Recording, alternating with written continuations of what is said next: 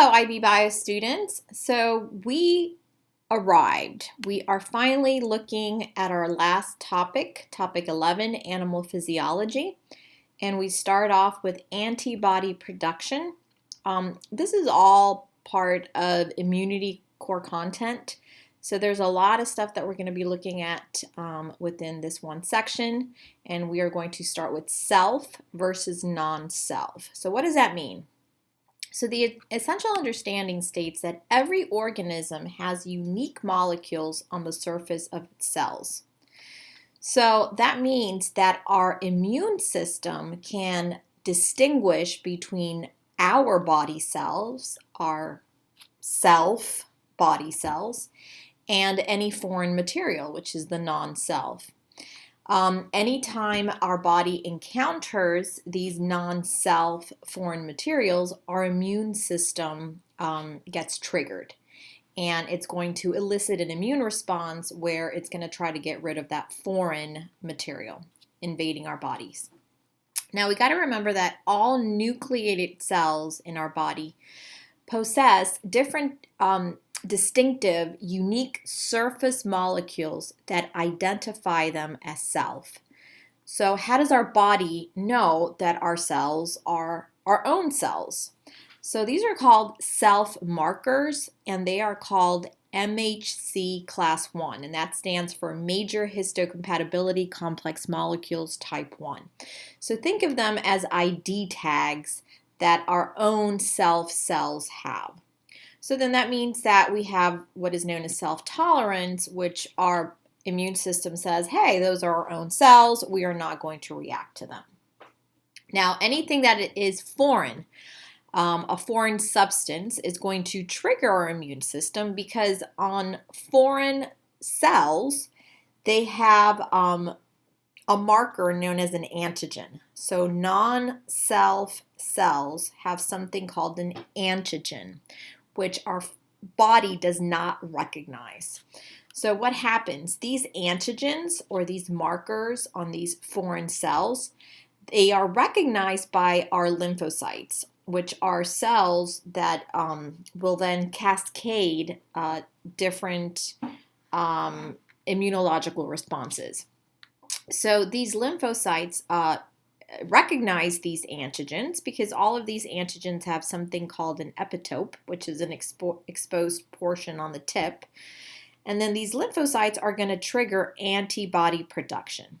And this is part of our adaptive immune system. That means that whenever we encounter a different antigen, our lymphocytes, our cells, are going to produce an antibody for that one foreign particle. And that's what it means by adaptive, right? Our immune system is constantly learning, which is pretty cool. So what are the different antigenic determinants? So what does that mean to be different, right? So what does our body recognize as being different? So here we have a list. So we know that any surface markers present in foreign bodies or cells in the blood and tissue coming from bacteria, fungal, virus, or parasites, all those markers are antigenic determinants. What does this mean? It means that our body is going to elicit an immune response because it's part of the non-self response. Also, let's say you are acquiring cells from a different organism. Think of a transplant, right? Sometimes these cells have self markers from that other organism. And sometimes our body is going to recognize that as an antigenic determinant. So it's going to say, there's self markers in there, but it's not my own self markers. So then our bodies are going to reject that. And that's why we see sometimes transplant rejections, right? And then sometimes even proteins found in food might be rejected unless they get broken down by our digestive system. So sometimes these proteins are also antigenic determinants.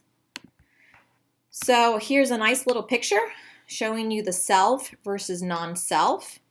So here we see our cells, a picture of our own self, and we have these self markers. And remember that the self markers are the MHC, major histocompatibility type 1 proteins, and they're our friends, right? So then these lymphocytes here, and lymphocytes are part of our white blood cells. These lymphocytes are like, oh yeah, you're okay, okay. But if we encounter a foreign pathogen of any sort, right, it could be a virus, a bacteria, all these antigenic determinants that we just talked about, they have an antigen on their surface molecules, and our lymphocytes are not going to recognize them, right? So these antigenic determinants are part of the non-self, and our lymphocytes are going to say, nope, I got to get rid of you. And in other video lessons, we're going to talk exactly how these lymphocytes trigger the antibodies, and how that just triggers a whole cascade of immunity that we're going to look at in other video lessons, okay? So it's important to also recognize what happens with our red blood cells, and this is part of an application. So look at what the application here is saying.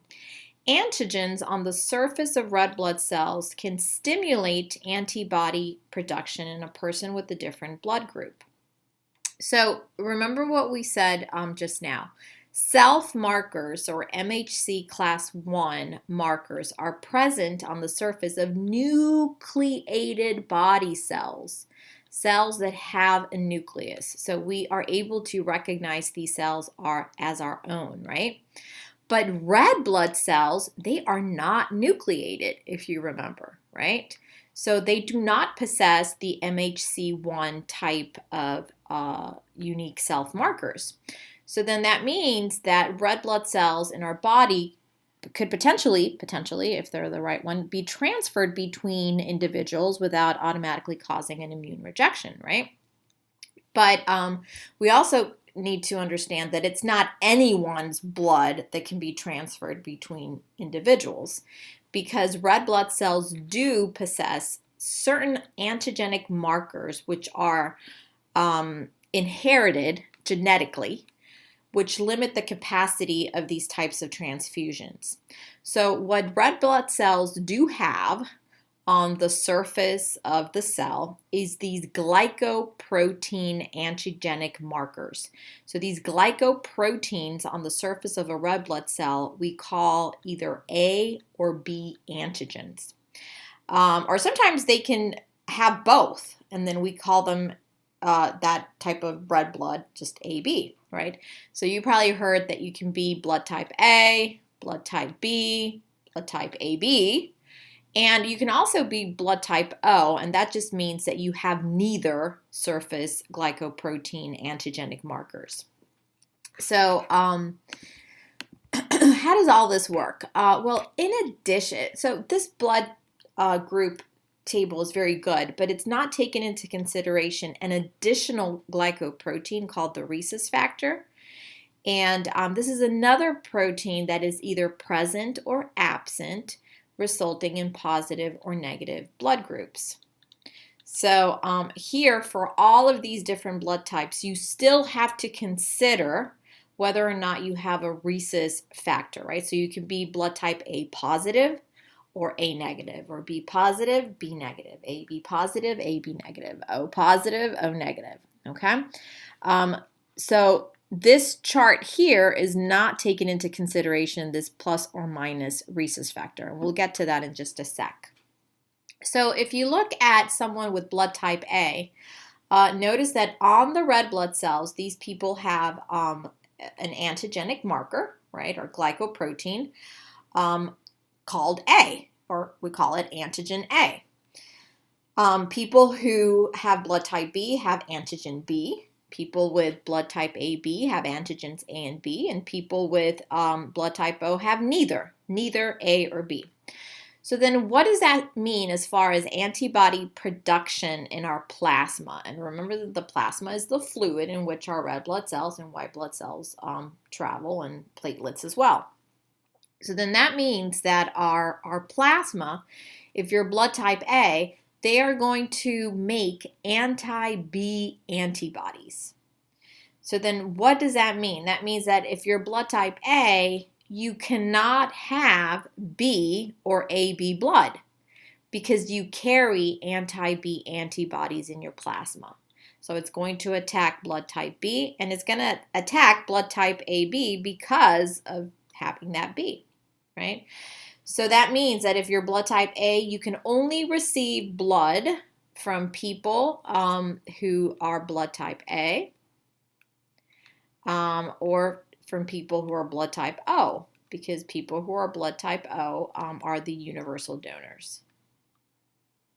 Okay. Because they don't have any antigenic markers. If you're blood type B, then you cannot have blood A or AB transfused. You can only have blood type B or blood type O. If you're blood type AB, you are considered the universal recipient, and that's because you have neither type of antibodies in your plasma. So you can have any type of blood. If you're blood type O, you're considered the universal donor because you have neither A or B antigenic markers on your red blood cells. But you can only receive blood type O because you do have antibodies for A and B. Your plasma does produce antibodies for A and B. Now, if we go back to the Rhesus factor, remember that also affects the compatibility, right? So the true universal donor is someone who's O negative, because someone who's O positive and has this Rhesus factor is not going to be able to donate blood to someone who is negative. Okay, so keep that in mind as well.